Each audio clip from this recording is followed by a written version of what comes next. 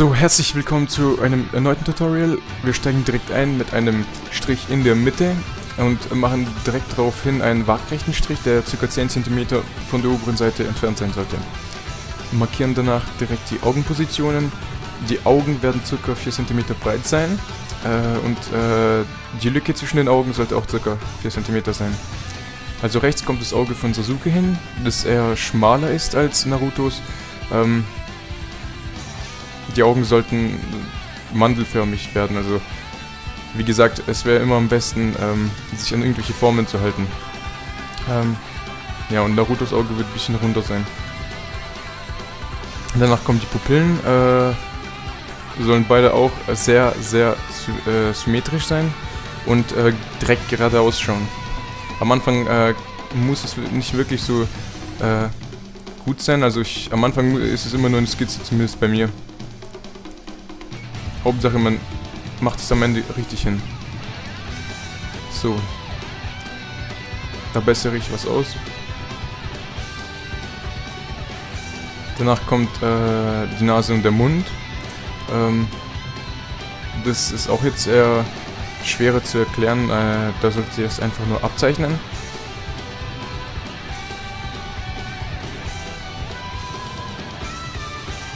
Symmetrisch muss der Mund in dem Fall nicht sein, also Narutos Mund war da eher weiter offen als Sasukes. Danach kommt deren Kinn, Kopf. Da solltet ihr halt auch eher nach eurem Gefühl gehen, also da kann man nichts Genaues sagen, halt einfach nur, dass es symmetrisch ist und seine Form beibehält. Und danach skizzieren wir weiter ein bisschen die Haare von den beiden und die Ohren, sein Stirnband. Da gibt es nicht viel zu erklären, also einfach nur versuchen abzuzeichnen. Danach kommt sein Hals. Ich werde später noch ein paar Details dazufügen, also diese Sehnen, die herausragen. Und dann kommt der Kragen von Naruto und Sasuke. In dem Tutorial wird es auch ein bisschen mehr ums Anmalen gehen, also nicht eher ums Zeichnen. Diesmal werde ich ein bisschen mehr auf die Farben eingehen, die ich benutzen werde und wie ich sie benutzen werde. So. Ansonsten wie immer einfach versuchen abzuzeichnen.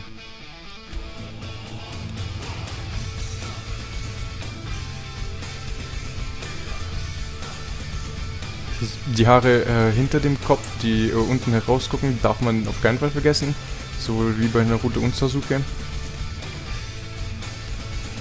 Dann machen wir noch die Metallplatte von Narutos Stirnband hin und noch seine Haare, die man ganz leicht sieht.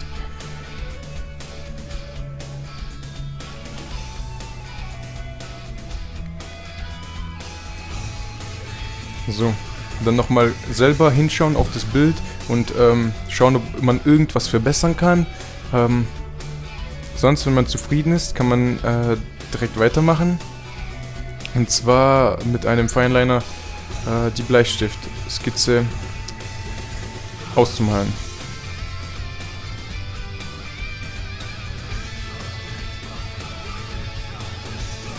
Ich war da nicht sehr zufrieden, also habe oft sehr viel verbessert.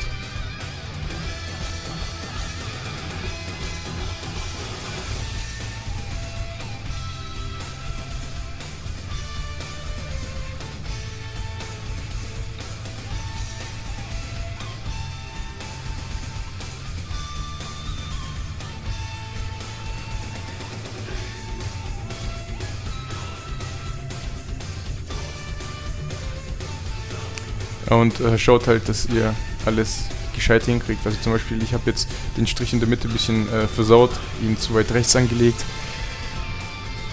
Bedeutet jetzt nicht den Tod, aber man sollte schon versuchen, fein zu arbeiten.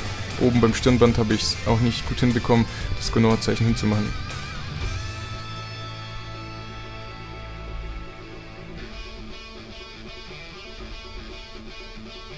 So, jetzt kommen wir zum Wesentlichen, und zwar zum Anmalen. Hier beginnen wir erst mit der Haut.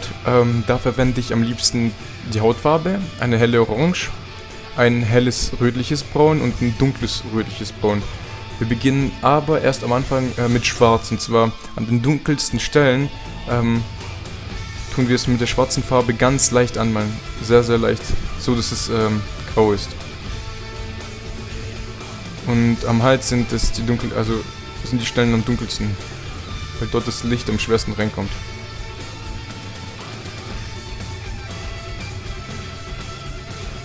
Dann nehme ich die dunkelste Braun, also rötliche Braun. Ich weiß halt nicht, wie die Farbe heißt, also dann gehen wir ganz leicht über diese schwarzen Stellen, die wir vorhin angemalt haben, drüber und über sie auch hinaus. Aber man sollte halt immer noch nur leicht draufdrücken. Also man darf auf gar keinen Fall irgendwie mit Härte drauf gehen. Immer nur ganz, ganz leicht.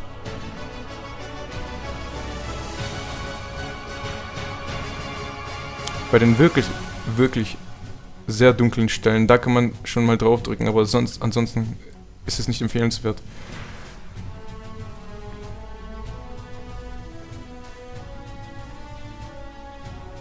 So, und dann malen wir weiter die dunklen Stellen aus. Hier hat meine Kamera aufgehört aufzunehmen, also ich habe es dann nicht bemerkt, aber Gott sei Dank bin ich nicht zu weit gekommen. So, also hier sieht man schon mal die dunkelsten Stellen, also von mir aus gesehen, also das waren die ich halt anmalen würde. Also wenn ihr meint, dass da mehr Licht hinkommt oder weniger oder dass die Lichtposition anders ist, das könnt ihr selber dann anders machen. Aber in dem Fall ist halt, fällt das Licht von links und dadurch ist die rechte Seite des Gesichts schattiger als die Sasuke-Seite. Danach nehme ich die hellere Braun und durchgehe nochmal die Stellen zwischen der schwarzen und der braunen Farbe. Aber wieder ganz, ganz leicht. Und falls sich bei euch so viele Löcher bilden, wie es eigentlich gewöhnlich ist, empfehle ich wie immer Wattestäbchen zu nehmen und so stark drauf zu drücken und versuchen die Farbe so zu durchmischen, so dass die Löcher dann gefüllt werden. Und falls man den Schritt auch gemacht hat, kann man dann die helle Orange nehmen oder die Hautfarbe und danach nochmal alles durchmischen, also wirklich, dass da keine Löcher mehr sind. Und dann habe ich eine Weiß genommen, um die wirklich hellsten Stellen hell wirken zu lassen. Danach kommen die Augen, bei beiden verwende ich dieselben Farben, also lila, dunkelblau und hellblau.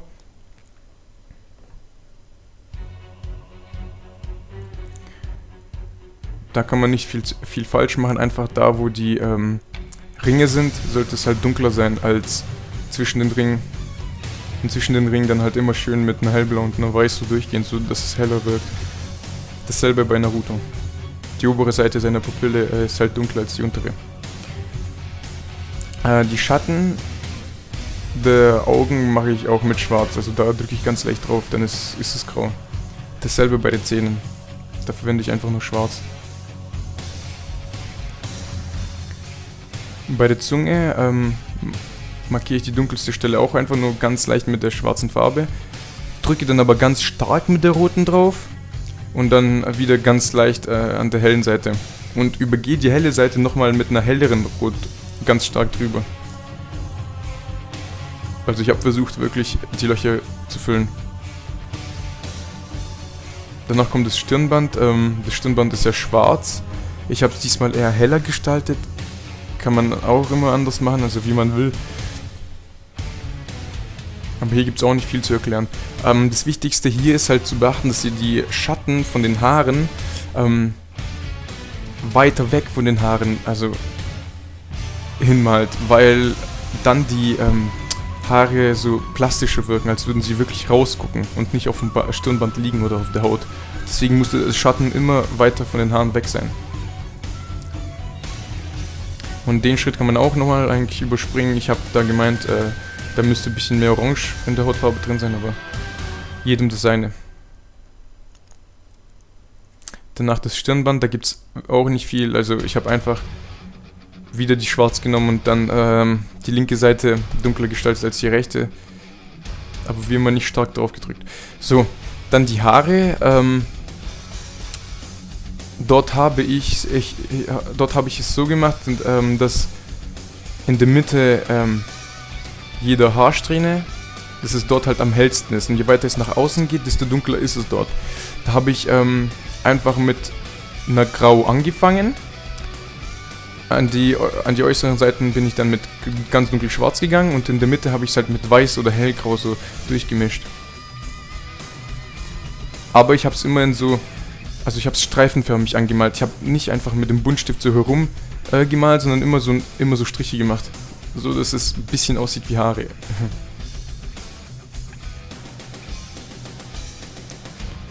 So, wenn ihr zufrieden dann seid, könnt ihr dann zu Narutos Haaren übergehen. Da verwende ich eine ähnliche Taktik. Da nehme ich eine braune, dunkle Braun, eigentlich dieselbe wie vorhin. Eine Orange und eine Gelb. Hier dasselbe Prinzip, in der Mitte einer Haarsträhne muss es halt heller sein. Je weiter es nach außen geht, dann wird es dunkler. Und dafür mache ich auch diese Strichtechnik.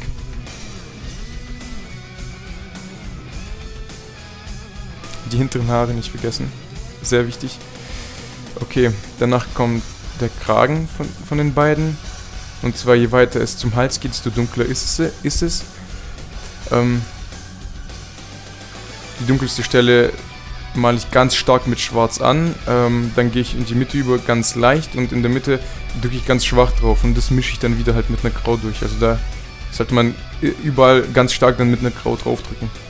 Dann müsste es diesen Effekt haben, diesen Leuchteffekt. Diesen Schatteneffekt. Bei Sasukes Kragen dasselbe, nur halt sein Kragen ist ja grau und nicht schwarz. Der sollte dann ein bisschen heller sein. Also da sollte man weniger drauf drücken. So, dasselbe auch bei Narutos, wie heißen die Dinger? Kettenhemd. Einfach nur eine schwarze Farbe nehmen, an den dunkelsten Stellen draufdrücken, an den helleren sehr leicht drüber gehen und dann kriegt man diesen schattigen Effekt hin. Dann müsste man nur noch die Augenbrauen hinmachen und dann wäre man fertig. So, ich bedanke mich wieder herzlich, dass ihr eingeschaltet habt und tschüss.